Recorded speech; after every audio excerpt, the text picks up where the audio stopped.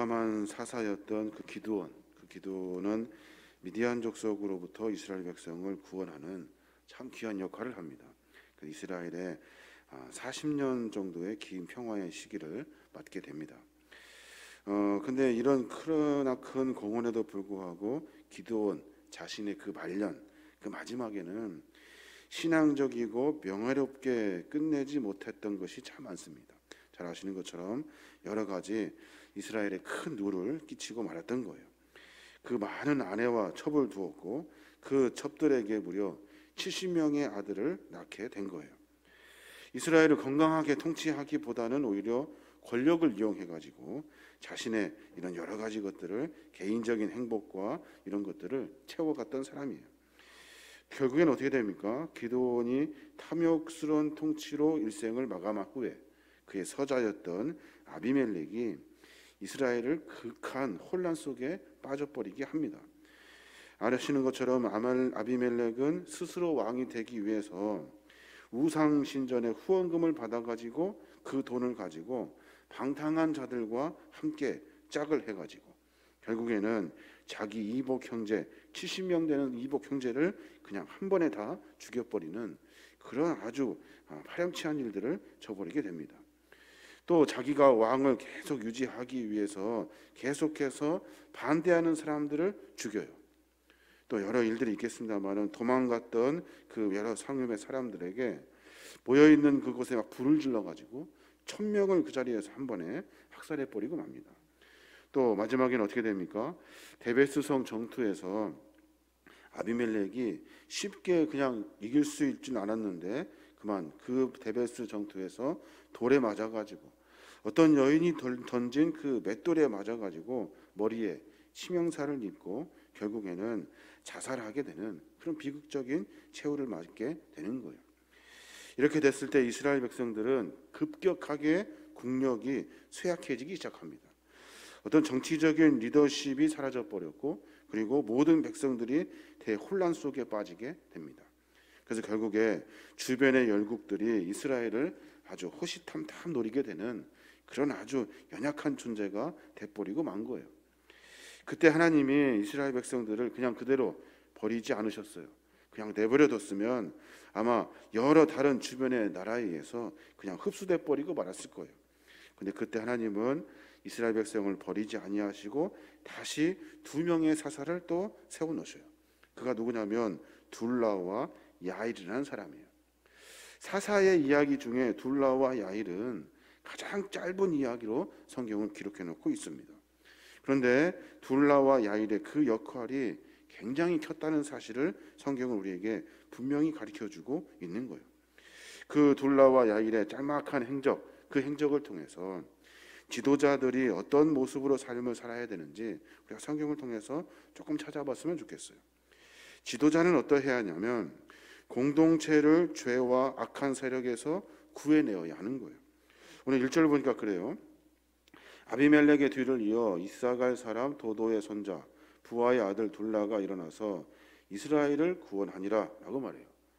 둘라가 일어나서 한 일이 뭐냐면 이스라엘을 구원한 일이에요. 세상에 이거보다 그 더 큰 일이 어디 있겠습니까? 이스라엘을 구원하는 일에 그 리더자 둘라가 최선을 다했다는 거예요. 이스라엘을 구원하니라. 성경에서 이스라엘을 구원하니라 라고 기록한 것은 그 안에 많은 이야기가 있지만 그는 이스라엘을 구원했다. 한마디로 결론적으로 이야기하고 있는 거예요. 하나님을 모르고 하나님을 배반하는 악한 세력에서 이스라엘을 구원했다는 거예요. 주변의 여러 열강의 강력한 군사력과 여러 열강들이 침범하려고 하는 그 외세의 위협 속에 둘라는 이스라엘을 구원했다는 거예요. 어려운 상황에서 공동체가 어떻게 바르게 세워져야 하는지 둘라는 고민하고 이스라엘을 구원했다는 거예요. 이게 바로 리더자들의 모습이 되어야 하는 거예요. 짧은 이야기 같지만 엄청난 이야기가 그 속에 들어있는 거예요. 또 하나 리더자들은 어떻게 해야 되냐면 공동체 평화를 정착시켜야 하는 거예요. 오늘 보니까 2절 3절에 계속 그렇게 이야기하고 있어요. 여러 이야기가 있지만 그 안에 분명히 공동체를 평화의 순간으로 만들어요. 둘라는 23년 동안 이스라엘에게 평화를 끼쳤고 야일은 22년 동안 이스라엘의 평화를 끼쳤어요. 그러니까 기드온의 리더십을 가지고 40년으로 여러 가지 말년의 어려움 가지고 마음이 불편한 그 기드온의 모습을 보았지만 둘라와 야일은 똑같은 40여 년의 기간 동안 공동체에 평화를 끼쳤다는 거예요. 그래서 어떻게 했어요? 이스라엘을 구원했다는 거예요. 어떻게든지 공동체가 평화롭고 어떻게든지 안정될 수 있도록 최선을 다해서 노력한 거예요. 정치적인 것, 사회적인 것, 그리고 여러 경제적이고 주변의 많은 열각의 침략 속에서도 리더자들은 어려움 속에서 분명히 이스라엘의 평화를 정착시킨 거예요. 여러 이야기가 자세히 나오지 않아서 어떤 일을 했는지를 들여다볼 수는 없지만 분명히 그 두 사람은 이스라엘을 구원한 사람이에요.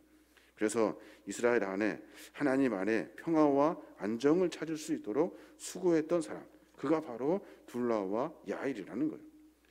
그리고 또 가만히 보면 특징이 있는데 이렇게 짧은 이야기 속에서 빠지지 않는 이야기가 한 가지가 있어요. 그것이 뭐냐면 그가 장사되었다는 이야기예요. 장사되었다. 리더자의 역할은 뭐냐면 역할은 역사의 무대에서 물러날 때 물러날 줄 알아야 하는 거예요. 수많은 왕들을 가만히 보면 어떻게든지 오래 살려고 진시황은 불로초를 막 찾으러 다니고 요즘 시대에 돈 많은 사람들은 냉동인간이 되어가지고 후대에 다시 자기 생명을 이어가려고 합니다. 그런데 하나님의 역사는 그렇게 하지 않아요.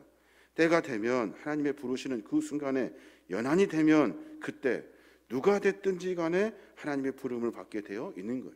이것은 하나님의 순리라는 거예요. 열심히 주를 위해 헌신하고 또 열심히 주님께서 맡겨주신 이스라엘 백성을 위해서 최선을 다했다면 마지막에 궁극적으로 하나님이 그를 통해서 계속해서 일하시는 것이 아니라 하나님의 부르심의 때가 있다는 거예요.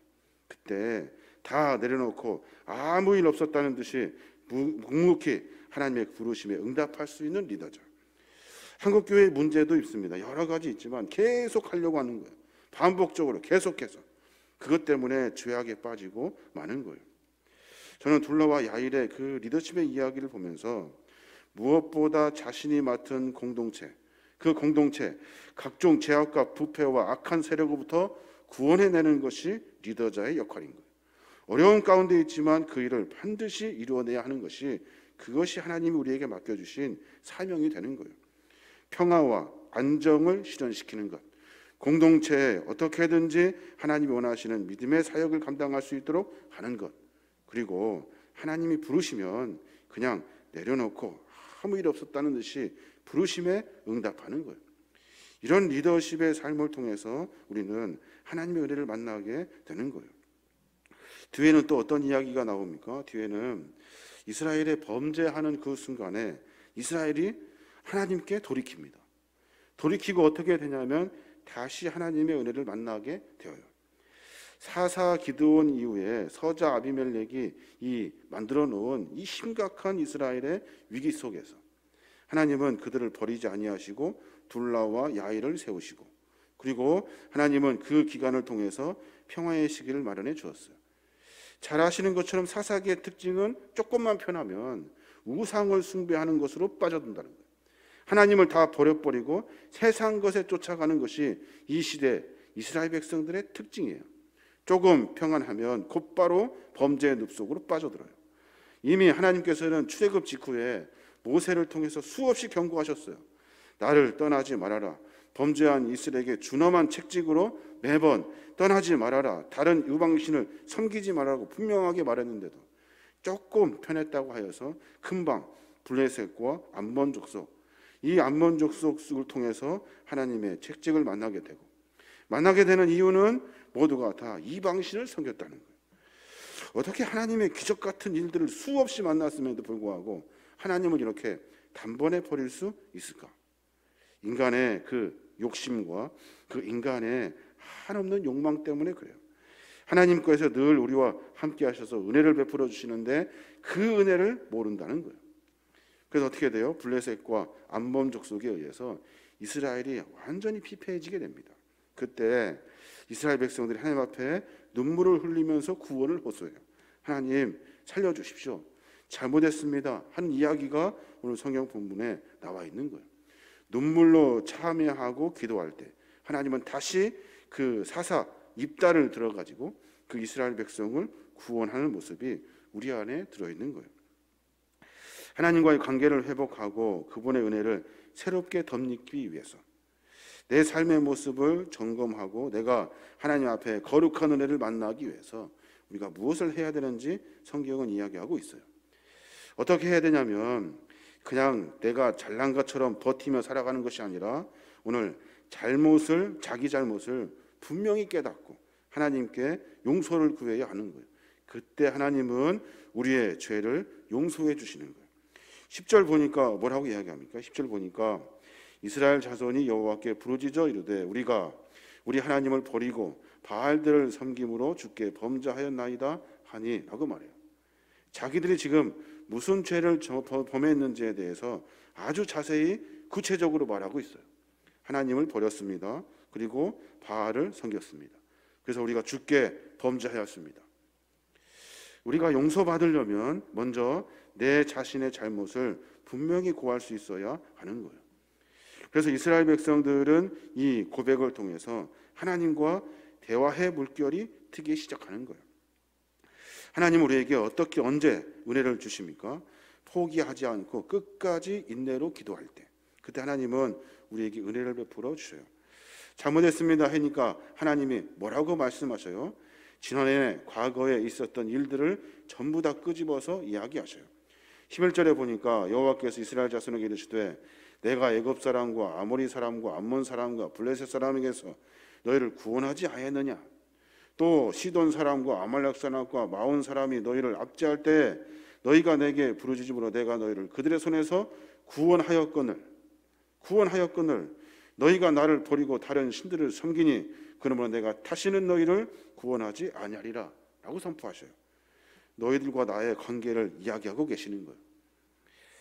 그쯤 되면은 이제 안 되겠구나 포기할 만도 한데 이스라엘 백성들은 포기하지 않아요. 13절 14절에 뭐라고 합니까?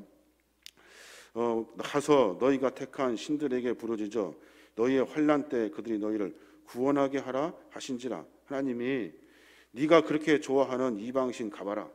그들이 너희를 구원하는지 니들이 직접 그곳에 가서 구원을 구해라. 나한테 구하지 말아라 라고 말씀하고 계시는 거예요. 그랬더니 이스라엘 백성들이 또 울어요. 또 울어. 15절에 보니까 이스라엘 자손이 여호와께 여쭈되 우리가 범죄하였사오니 주께서 보시기에 좋은 대로 우리에게 행하시려니나 오직 주께 구하옵나니 오늘 우리를 건져내옵소서 라고 기도해요. 하나님 잘못했습니다. 이 일이 잘못됐습니다 라고 말하고 분명히 하나님께서 우리에게 많은 것들로 징계하시지만 하나님은 진실로 회개하는 자들에게 하나님 내 잘못이 이것입니다. 하나님의 구원의 은혜가 필요합니다 라고 말할 때 하나님은 다 품어주시는 거예요. 그리고 하나님의 거룩한 은혜를 만나게 되는 겁니다. 우리의 삶의 모습 가운데 이러한 하나님의 은혜를 만나야 하는 거예요. 그래서 어떻게 됩니까? 16절에 보니까 자기 가운데 이방신들을 제하여 버리고 여호와를 섬김에 여호와께서 이스라엘의 공고로 말미암아 마음에 근심하시니라. 어떻게 하지? 저들의 잘못을 완전히 다 쓸어버리고 이번 기회에 정리를 해야 되는데 하나님의 마음이 아픈 거예요. 그들을 볼 때 공고한 마음이 생기기 시작한 거예요. 그래서 어떻게 하셨어요? 그렇게 하셔서 하나님께서 그의 삶 가운데 사사를 보내셔서 다시 이스라엘을 구원하게 하시는 거예요. 사랑하는 여러분, 우리의 삶의 모습 가운데 하나님은 우리와 깊은 관계를 맺기를 원하시는 것이 하나님의 마음이에요. 그런데 하나님이 아니라 매번 다른 것을 쫓으며 살아요. 그러면서 조금 어려운 일 당하면 그제서야 깨닫고 하나님 잘못했습니다 라고 이야기한다고요. 근데 그 순간에도 그것을 하지 못하는 사람이 많아요. 자기가 잘난 듯이 계속해서 반복적으로 죄를 지며 산다고요. 하나님의 은혜를 만나려면 내가 무엇이 잘못인지 나 스스로 돌이켜 깨닫고 주님께 회개하는 모습이 있어야 돼요. 그때 하나님은 분명히 우리의 자의를 더 자세히 들여다보게 하셔요. 너 그때 그 순간에 그때 그 일을 통해서 많은 일들을 통해서 네가 그렇게 이야기했던 많은 이야기들을 통해서 구체적으로 그 일이 어떤 일인지를 드러나게 하시는 거예요. 그리고 난 다음에 어떻게 하셔요? 하나님은 긍휼의 은혜를 베풀어 주셔요. 그래, 네가 기도하는 그 기도 소리를 내가 듣겠다. 내가 그 마음, 화가 나는 마음을 다 접고 다시 하나님을 사랑하겠다고 주님이 선포하고 계시는 거예요. 그때 우리는 정신 차려 은혜를 만났다고 또다시 회개의 길로 들어서는 것이 아니라 내 삶의 모습을 점검해야 돼요. 우상을 다 제거해버리고 오직 여호와를 섬기기 위해서 하나님의 고민이 무엇인지 우리가 묵상하고 깨닫기 위해서 매번 삶을 만들어 가야 하는 거예요. 사랑하는 여러분, 오늘 이스라엘 백성들은 반복적으로 우상 숭배에 빠져듭니다. 우리도 마찬가지 반복적으로 죄악 속에 빠져듭니다. 그런데 회개하고 주 앞에 죄를 고백할 때 하나님 우리에게 은혜를 베풀어 주시는 거예요. 이제 뒤에 또다시 전쟁이 시작되고 또다시 하나님의 은혜를 만나게 되고 이스라엘 백성들은 어려움 가운데 또다시 평화의 시기를 만나게 됩니다. 이 일이 수도 없이 반복되는 거예요. 왜 하나님이 그 생명을 끊어버리지 아니하시고 이 일을 반복하실까요? 지금 살고 있는 우리에게 하나님의 경고의 말씀을 들으라고 오늘 말씀을 통해서 기록해 주신 거예요. 오늘 하루 가운데 그런 고백이 좀 있었으면 좋겠습니다. 하나님, 내가 주님의 거룩한 믿음의 사람으로 살고 있다면 내 잘못이 무엇인지 깨닫게 하시고 회개하게 하시고 다시 주의 은혜를 만날 수 있는 그런 용기를 허락해 주십시오. 내가 잘난 것 아니거든요. 내가 또 멀쩡한 사람 아니거든요. 나도 죄인이고 실수할 수 있고 넘어질 수 있는 사람이라고요. 그때마다 하나님의 은혜를 구합니다. 하나님 도와주십시오 라고 말할 때 하나님 우리에게 긍휼의 은혜를 베풀어 주시는 거예요. 이 은혜를 받아 누려서 삶을 점검해서 매번 매 순간마다 세상에 빠지는 것이 아니라 하나님의 은혜에 빠져 살아가는 저와 여러분이 되시길 주님의 이름으로 축원합니다. 아멘.